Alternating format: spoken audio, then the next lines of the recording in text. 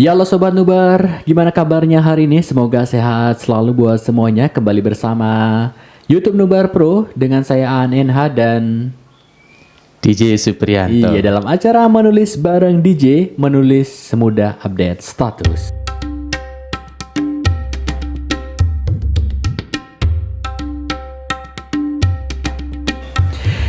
Iya, baik. Pada kesempatan kali ini kita akan seperti biasa di Nubar Pro bahwa kita akan membicarakan tentang tips dan trik Kang ya. Iya benar. Tentang menulis baik itu fiksi ataupun non fiksi. Kita juga akan bincang tentang sastra, puisi lama dan juga bincang-bincang Bincang literasi Kang ya. Oke, baik sebelum lanjut ke materi yang akan kita bahas, jangan lupa untuk subscribe, like, komen dan share serta aktifkan lonceng di bawah ini untuk mendapatkan konten-konten lainnya. Oke, terima kasih. Baik Kang, gimana kabarnya? Alhamdulillah sehat. Sehat ya, masih semangat. Masih. Iya, pada kesempatan kali ini kita akan membicarakan materi non fiksi, betul Kang ya? Iya benar sekali Kang. Yaitu 9 langkah menulis buku non fiksi.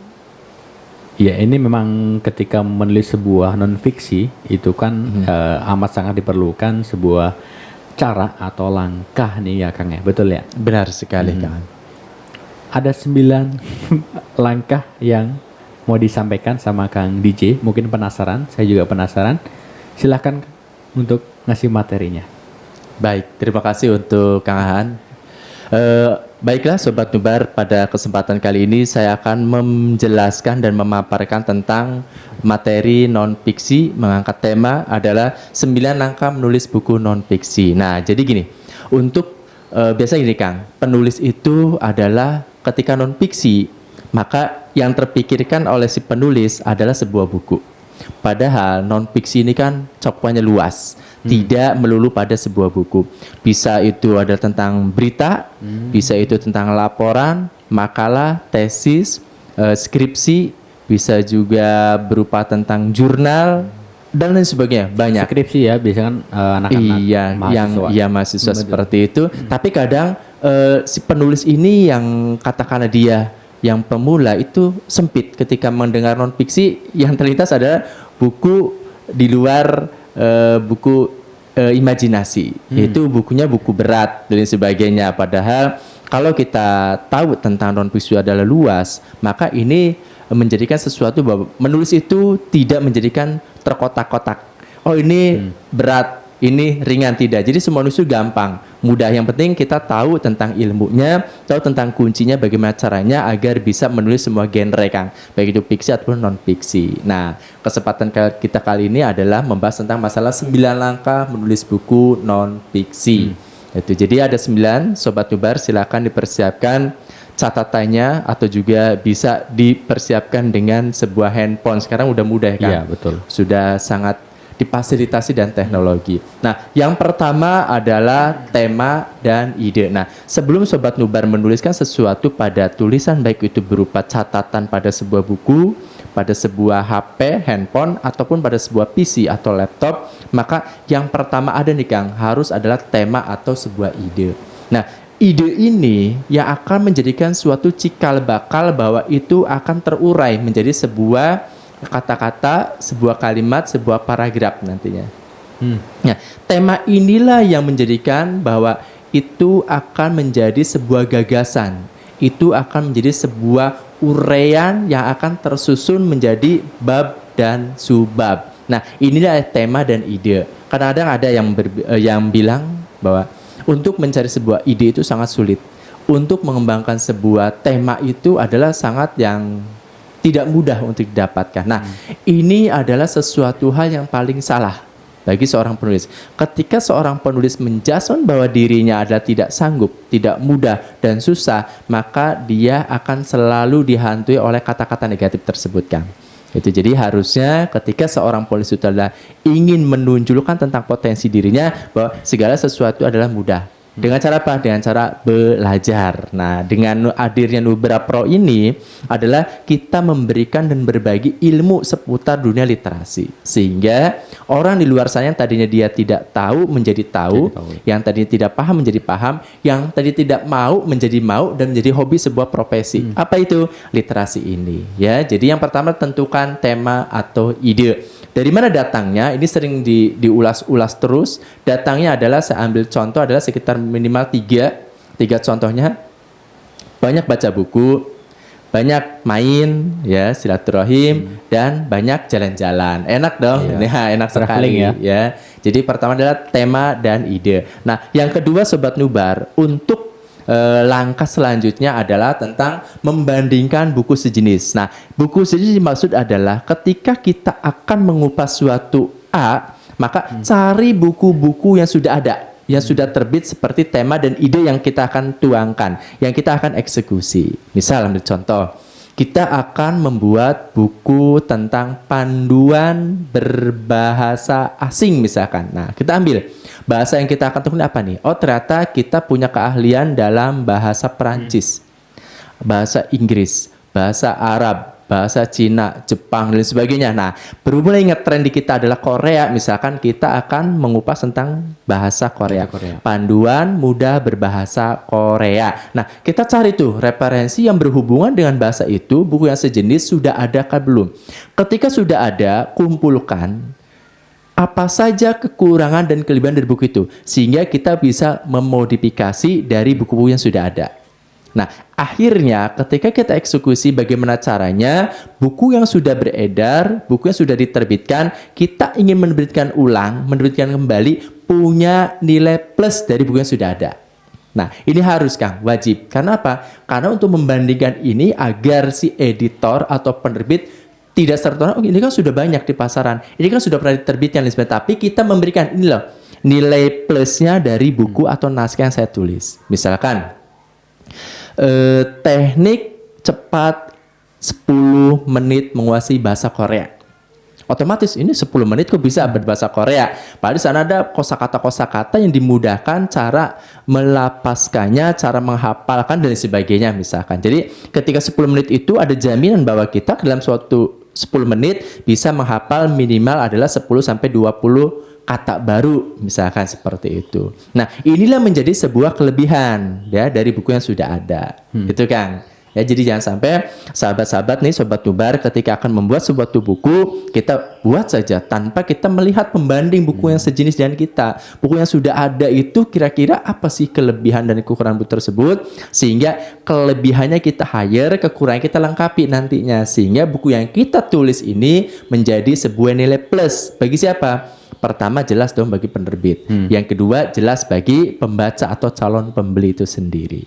Nah, Sobat Nubar, kita masuk pada langkah yang ketiga. Nah, yang ketiga ini adalah kan, itu adalah sumber pustaka. Nah, ini yang paling banyak sekali pertanyaan yang masuk, terutama ke komunitas-komunitas literasi yang saya asuh, bahwa Kang, kalau sumber pustaka itu yang ditulis siapanya? Nah, ini kadang-kadang ada nih yang menanyakan bahwa saya kalau sumber pustaka saya nggak perlu tulis, saya yang penting baca udah selesai itu. Nah, ini Sobat Nubar, bahwa sumber pustaka ini sangat penting. Kenapa penting? Penting itu adalah bagi seorang penulis yang yang ini kan banyak nantinya, yang menghargai si penulis telah memberikan ilmunya pada kita, maka cantumkanlah buku yang telah kita baca. Sebagai apa? Sebagai referensi di daftar pustaka ya. Itu sangat penting. Jadi jangan sampai Sobat Nubar ketika mengumpulkan referensi setelah selesai naskah sudah beres diabaikan.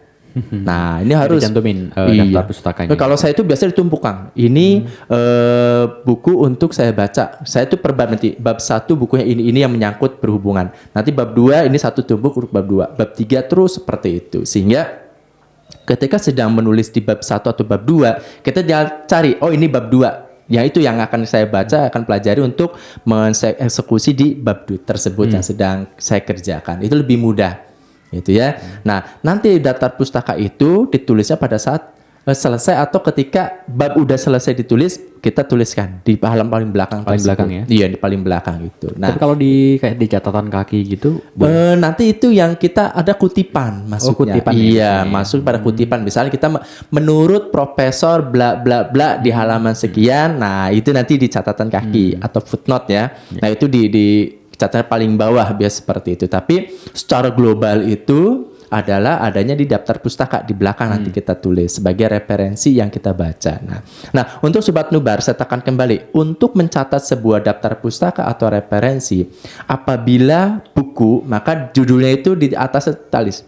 Ditulisnya adalah sumber buku. Nah, baru siapa penulisnya, judulnya apa, terus penerbitnya apa, tahun berapa, baru di mana letak penerbitnya. Misalnya Jakarta, Bandung, Jogja, Semarang, dan sebagainya. oh sama penerbitnya juga ya? Semua total Kang, semua disebutkan di sana. Nah, baru setelah itu misalnya dari majalah, tulis majalahnya, majalah apa, nomor berapa, edisi berapa, tahun berapa. Kalau ada halaman berapa yang kita ambil Berarti referensi. Benar-benar detail ya. Benar itu. Nanti ketika masuk pada internet, sumber internet. Nah, dari mana saja itu sumber internetnya dicantumkan. Misalkan sumber radio apa yang itu ditayangkannya pada jam berapa dan di hari apa, tanggal berapa. Itu semua harus menjadikan sebuah referensi yang orang akan mengakui bahwa oh ya ini penulis ini adalah orang yang sangat menghargai ilmu-ilmunya para penulis-penulis yang telah dibaca referensinya seperti itu Kang. Ya kalau buku non fiksi emang harus seperti itu ya. Benar Tapi kalau sekali. misalkan buku fiksi nih Kang, boleh nggak sih? Iya. Nah kalau buku fiksi ini nanti kita kan antara fiksi dan non fiksi itu ada sebuah garis abu-abu sehingga dalam dunia literasi maka itu masuk pada dunia genrenya itu dunia literasi genre itu genre pada paksi Kang. Paksi ini adalah sebuah karya memoir atau biografi yang ditulis sesuai data dan fakta tapi ada difiksikan. Difiksikan, ya. Tujuannya apa? Tujuannya agar si pembaca tidak lelah, tidak bosan, tidak jenuh pada saat membaca. Itu mungkin kalian pernah membaca atau menonton film Ainun dan Habibie, Sepatu Dahlan Iskan, terus Sang Pencerah.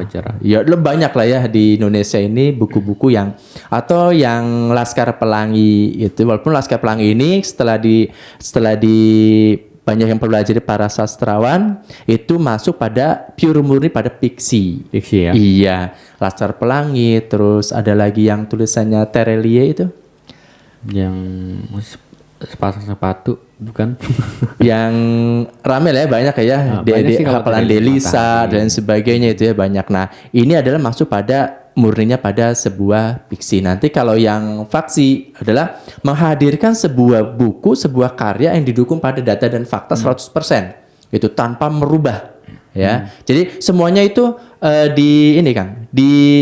dihadirkan sesuai dengan faktanya dan datanya ada didukung. Itu ya. Nah, itu Sobat Nubar. Sekarang langkah yang keempat. Langkah yang keempat adalah membuat mind mapping. Gimana sih caranya membuat mind mapping? Nah, kalau saya itu biasa mengajarkan pada komunitas-komunitas yang asuh. Misalnya ambil contoh. Mind mapping silakan bayangkan dulu sebelum kita eksekusi adalah sebuah ayam. Nah, udah terbentuk ayamnya. Ayam itu di sana ada sebuah bagian yang sangat besar. Apa namanya? Badan. Nah, badan. Di badan itu ada cabang-cabang. Cabang leher, cabang kaki, cabang sayap misalkan. Ada 3 cabang. Nah, badan ini jadikan sebagai judul utama. Dan cabang-cabang ini, cabang 3 tadi misalkan cabang leher, cabang kaki, cabang sayap dijadikan sebagai bab. Nah, masuk lagi pada cabang leher itu nanti ada namanya subab. Ada apa di leher? Ada mata, ada telinga, bisa ada paru, kan? Bagi-bagi lagi. Iya, ada otak. Nah, itu adalah subabnya. Begitupun ketika cabang kaki, di kaki itu ada kukunya, bisa ada ruas-ruas dan lain sebagainya. Nanti cabang sayap ada apa dan nah itu sebagai subab. Jadi mind mapping ini adalah sebuah gambaran di mana kita akan mengeksekusi yang tadi, yang poin pertama. Apa itu? Tema dan ide. Nah, tema dan ide itu setelah diramu sedemikian rupa, setelah itu kita mencari buku-buku sebagai sejenis yang sudah ada di pasaran, setelah itu kita mengumpulkan sebagai sumber pustakanya. Nah, baru di sini membuat mind mapping. Mind mapping ini baru sebatas kepala sebelum dieksekusi menjadi sebuah outline. Kapan outline-nya? Nanti di poin kelima. Nah, itu ya Kang ya. Jadi mind mapping ini Sobat Nubar adalah suatu gambaran kita akan menghayalkan buku kita itu mau seperti apa. Yang akan kita bahas itu bagaimana. Dan ada berapa bab yang kita bagi dan masuk berapa subbab. Nah, ini tujuannya adalah benar-benar dimatangkan dulu dalam sebuah mind mapping kita, dalam hayalan kita, imajinasi kita, agar ketika masuk pada sebuah catatan berbentuk outline, itu sudah tidak lagi mengambang. Ya, nanti setelah mind mappingnya kuat, setelah mind mappingnya itu benar-benar diperdalam dan lain sebagainya. Nah, tadi yang ambil contoh analoginya ada sebuah ayam tadi kan. Nah, kalau kita masuk misalnya pada tadi yang pertama saya sebutkan di awal-awal itu tentang menulis mudah berbahasa Korea misalkan. Nah, kita ambil Korea. Nah, di Korea ada apa saja? Misalkan kita mengupas tentang kebudayaannya. Itu bab 1. Bab 2 kita tentang setelah budaya kita tentang bahasanya. Nah, yang ketiganya baru tentang adat istiadat misalkan ya, tentang budaya dan sebagainya. Nah, inilah sesuatu hal bahwa sebuah buku ketika disajikan, diramu dan disajikan begitu menarik bagi orang yang membaca, maka mempunyai nilai plus. Bagi siapa? Bagi penerbit dan calon pembeli buku tersebut, ya. Jadi jangan lagi ada anggapan bahwa orang membeli buku itu yang dia lihat judulnya oke, ketika dibalik harganya tidak oke, maka masuk lagi kerak. Itu tidak. Itu adalah sesuatu anekdot yang bagi saya itulah lelucon saja. Itu tidak semuanya benar, Kang.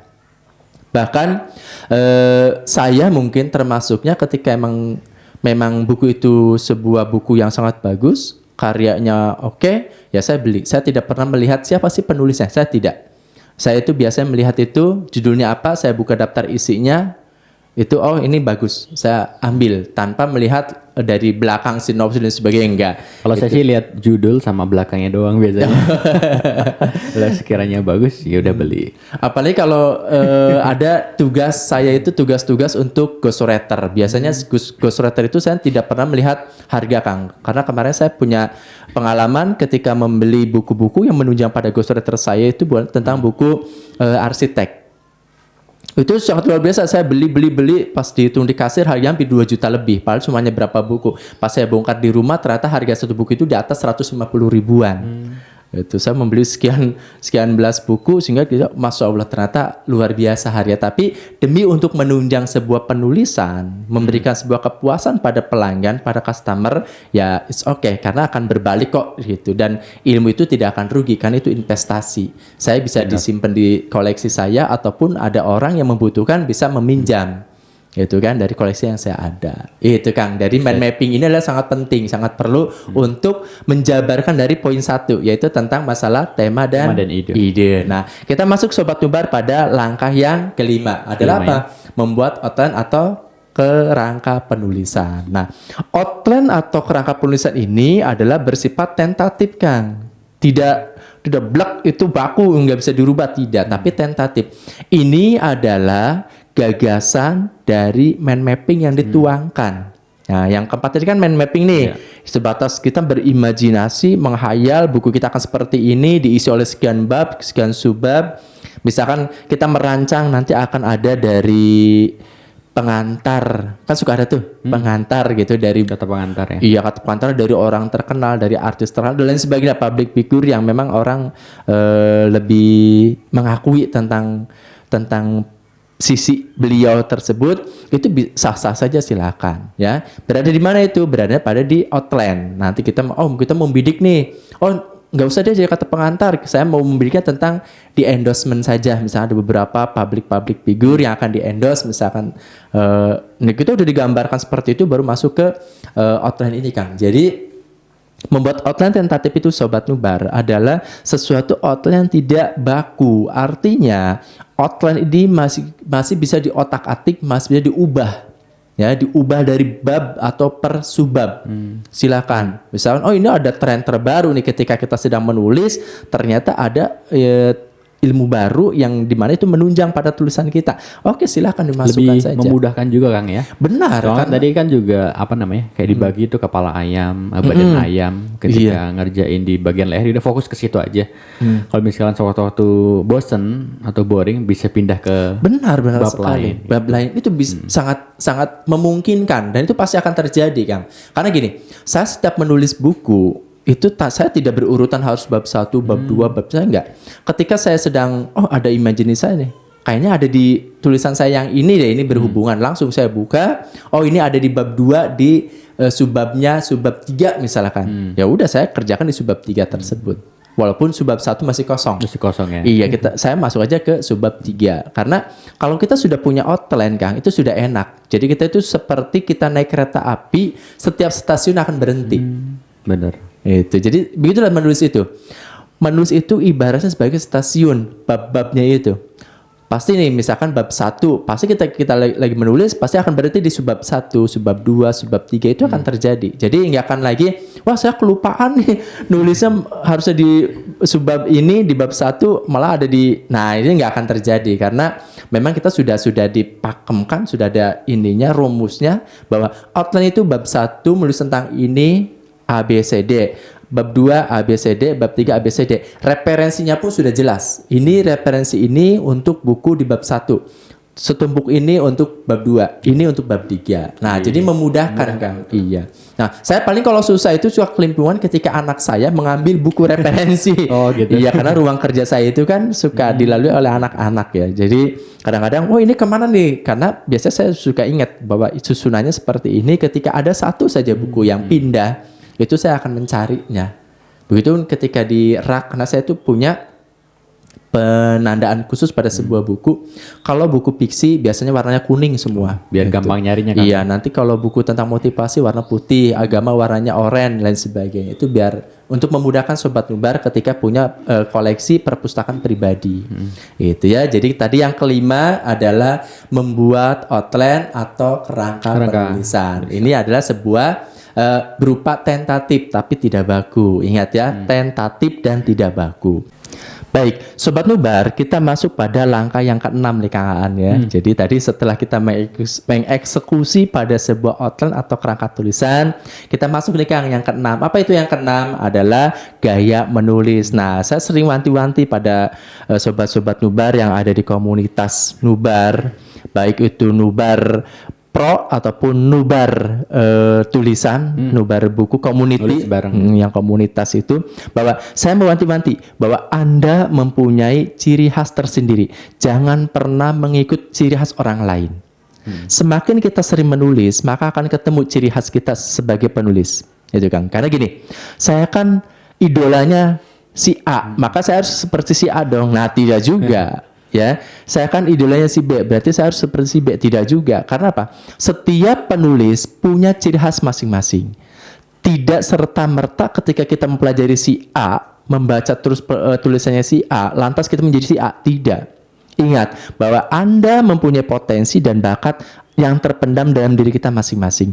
Tidak bisa kita mempelajari. Iya benar. Mempelajari A lantas kita jadi A. Tidak, Kang. Itu ya. Jadi di sini saya selalu mewanti-wanti pada sobat-sobat penulis semuanya bahwa ketika kita mempunyai suatu gaya menulis tersendiri, itu tidak serta langsung bim salah bim jadi apa, nah tidak. Prok. Tapi ini perlu latihan. Diasah terus setiap hari. Menulislah. Nah, kita sering menyinggung di sesi-sesi sebelumnya bahwa Anda menulis cukup 10 menit dalam sehari. Maka Anda akan ketemu dengan gaya tulisan Anda sendiri. Memang pertama kali mungkin akan asing tulisan kita, tapi lambat laun akan ketemu. Oh, ini loh style gaya saya, ini loh gaya menulis saya, gaya bahasa saya dan sebagainya. Itu akan terjadi. Kalau kepikiran, wah kayak tulisan saya mirip-mirip Terelia nih, itu kalau begitu gimana Kang? Nah, karena gini Kang, untuk menilai suatu tulisan kita mirip si A si B, itu biasanya bukan diri kita, tapi pribadi orang lain yang membaca. Ya? Nah, iya.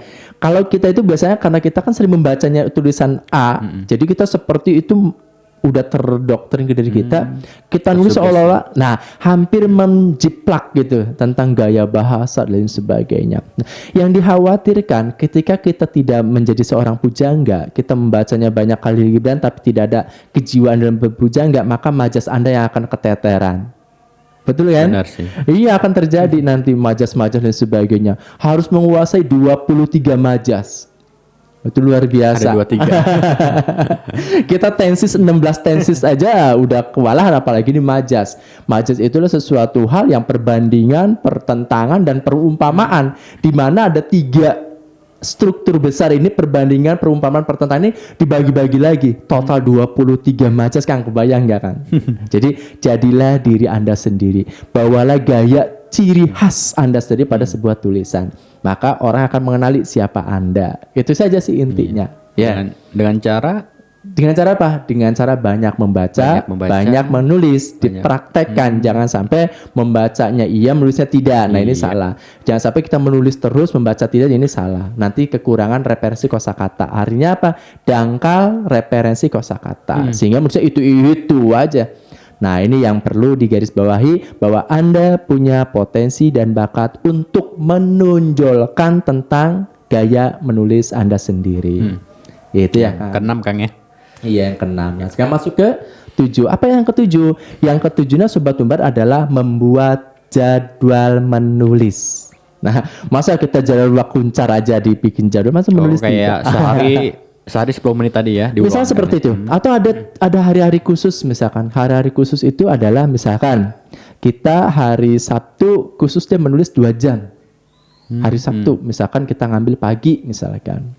Karena mungkin yang kerja libur, yang kuliah, yang sekolah pada libur, kita ambil deh pagi khusus menulis, ambil 2 jam, yang biasa 10 menit jadi 2 jam. Itu waktu khusus misalkan. Itu jadi jadwal inilah yang harus menjadikan sebuah diri itu menjadi kebiasaan, menjadi pembiasaan diri terulang-ulang. Akhirnya ketika itu tidak dikerjakan, ada sesuatu yang hilang. Ambil contoh misalkan, ketika kita mengerjakan sesuatu, setiap hari makan sarapan. Sarapannya misalkan jam 8. Ketika belum sarapan, itu seperti ada yang, hari ini saya belum ngapain ya. Nah, itu yang akan terjadi, Kang. Itu ya. Jadi menulis pun sama. Ketika kita sudah biasa membaca atau menulis, ketika hari itu ada yang terlewat, saya apa nih yang kira-kira ada yang kurang gitu ya. Iya, yang belum ditunaikan pada kewajiban saya. Nah, inilah jadwal ini yang sangat penting. Misalkan kalau sehari kita menulis 10 menit, maka alokasikan deh waktu khusus di hari Sabtu atau Minggu, misalnya hari libur itu ditambah jamnya jadi 2 jam misalkan dari 10 menit. Atau syukur-syukur Sabtu itu menulis 1 subbab misalkan. Sedikit, Kang, 1 bab itu enggak banyak, paling hanya 5 lembar. Ya 5 halaman, hanya 5 halaman. Yang penting terjadwal dan konsisten. Nah, iya betul. itu. Yang penting konsisten aja. Kalau cuma buat jadwal doang. Jadwalnya gede dipampang tapi tidak konsisten nulis, ya nggak akan selesai, nggak akan Syukur kasih denda kalau misalkan nggak sesuai jadwal gitu, Kang ya. Nah, harusnya gitu. Ada reward, ada punishment. Nah, ketika kita mengerjakan sesuatu hal yang kita komitmenkan itu terjadi, maka ada reward. Tapi ketika kita melanggar, punishment. Apa punishmentnya? Misalkan, ya punishment misalkan kalau kita nih melanggar, misalkan sisihkan deh duit ke kotak itu untuk dibelikan buku misalkan, atau untuk traktir teman dan lain sebagainya lah, banyak lah ininya. Yang penting positif buat di tanggal tua biasanya. Atau yang lebih ekstrim lagi, kalau kita melanggar, udah deh kita angkat kaki 1, jewer telinga sendiri dalam 1 jam misalkan. Itu jadi macam-macam, silakanlah untuk membuat punishment dan rewardnya. Nah, sekarang masuk pada 8. Iya. Langkah yang ke-8 Sobat Nubar adalah ini yang sangat minim. Apa itu minim? Karena tidak semua orang mau dan mampu melakukan ini. Apa itu? Adalah tentang self editing. Jadi mengedit diri sendiri. Itu mengedit, kita itu belajar mengedit tentang tulisan kita. Kadang yang gini, nanya, Kang, saya setiap nulis ketika udah selesai, saya baca kok nggak enak, akhirnya saya delete semua. Nah, ini yang paling fatal. Kalau Anda delete semua tentang tulisan Anda, merasa tidak cocok dengan diri Anda, ya Anda tidak akan jadi penulis. buku itu tidak akan rampung-rampung sampai kapanpun. Harusnya bagaimana? Harusnya adalah ketika Anda menulis. Nah, menulis, endapkan. Berapa lama? Jangan lama-lama, nanti malah kangen ya. Jadi endapkan tulisan itu sehari atau 2 hari lah diendapkan. Setelah itu kita buka, baru ingat. Yang pertama apa yang dipelajari, yang dibaca adalah tentang tipe. Tipe ya, salah Tipe. ketik biasanya. Iya, salah ketik itu misalkan dengan, degan, dan sebagainya. Nah, itu tipe. Yang kedua, kalau Anda memang sudah punya pengetahuan ilmu tentang masalah tanda baca. Peletakan koma di mana, Tanda peletakan petik gitu titiknya di mana, nah tanda petik, tanda kurung kurawal dan sebagainya. Itu. Nah, yang ketiganya adalah tentang kata baku dan tidak baku. Nah, itu yang dibenahi. Nah, yang keempatnya adalah kata-kata asing. Itu harus Kata yang asing kayak italik, gimana tuh, ya. Kata asing atau kata daerah. Itu harus diitalik, harus garis miring. Oh, Bila perlu nanti iya. dikasih footnote atau catatan kaki, itu ya diselipkan. Nah, terus yang kelimanya adalah tentang kalimat. Nah, kalimat ini yang paling pada salah, Kang. Kenapa? Karena kalimat itu ada kalimat aktif, ada kalimat tidak aktif. Nah, ada yang bentuknya itu kalimat eksposisi, ada narasi, ada argumentasi. Nah, ini beda-beda nantinya. Ya, ini berupa tingkatan kalimat. Itu sangat luar biasa nantinya, karena kalau kita sudah membahas kalimat itu, wah nggak akan bisa cukup sejam 2 jam Berarti untuk itu emang membahas sesuatu yang wajib dipelajari sama penulis sendiri ya. Benar sekali. Belum nanti kita masuk ke paragraf.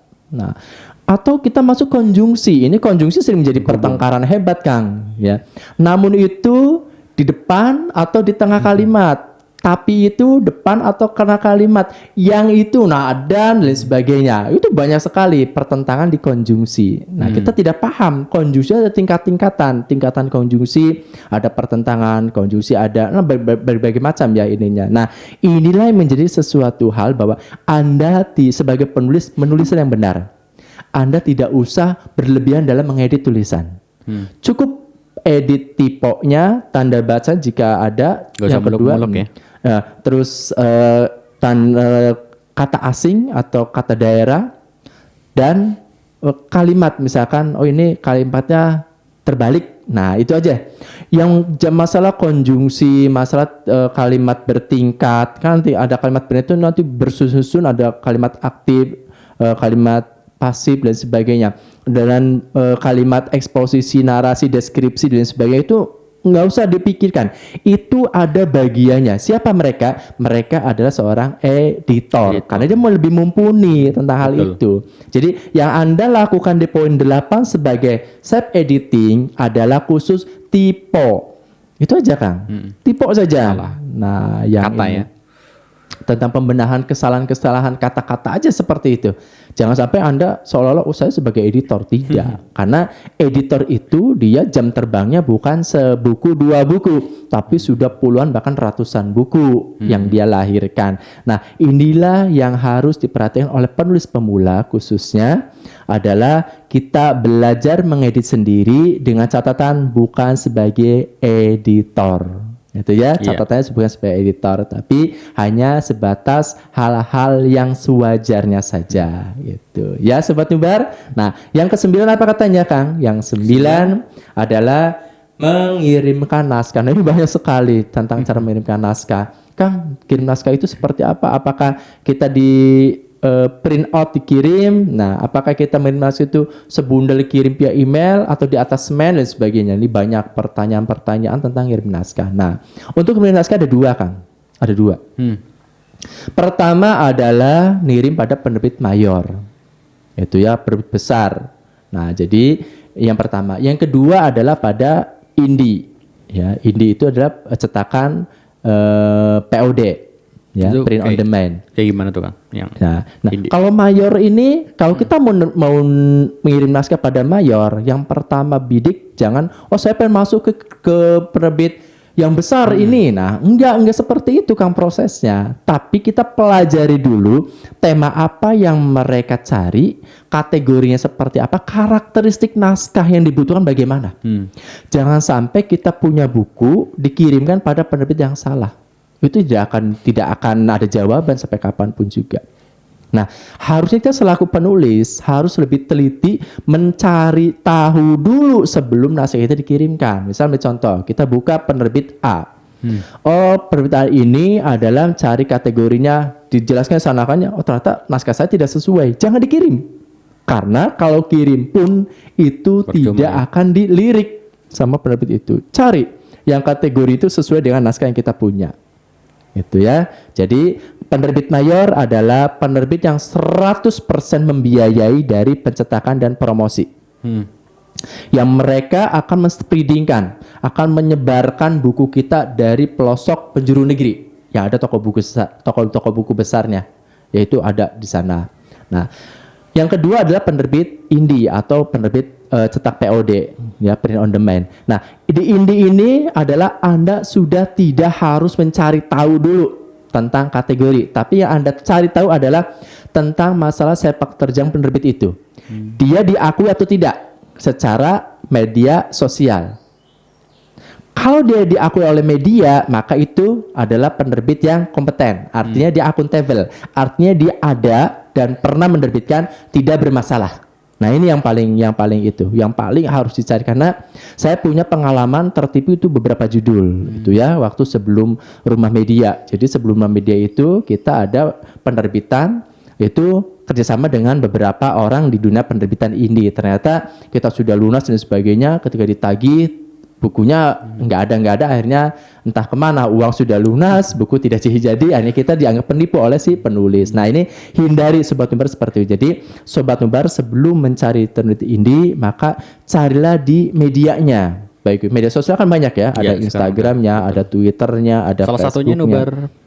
Kalau kita insya Allah udah terpercaya ya, Rumah Media itu DTC ya. Iya, kalau Nubar Community itu sudah istilahnya, silakan diklik dimanapun medianya, insya Allah akan muncul.